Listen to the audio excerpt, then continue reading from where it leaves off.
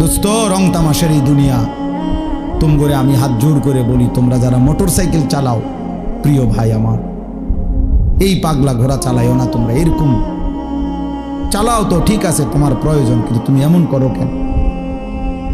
এটারে লইয়া এরকম এরকম দৌড়াও কেন? কে দেখে তোমার এটা?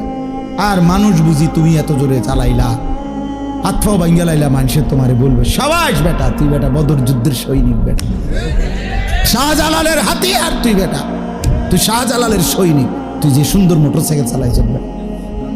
এই তো শাহজালালের সৈনিক। হ্যাঁ, যে বদর যুদ্ধের হাতিয়ার, গর্জি উঠুক আরে না, যে বদর যুদ্ধের হাতিয়ার, এটা শাহজালালের সৈনিকের।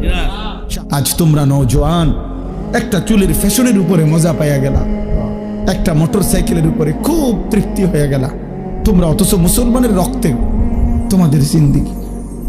আহা, এই ছেলেরা তোমরা কি করছো আমি বুঝি না বাপ। কেমনে পারলা এমন সুন্দর একটা জীবন মোবাইল দেখে দেখে শেষ করে দিতে? আল্লাহর জন্য জীবন দিবা কখন?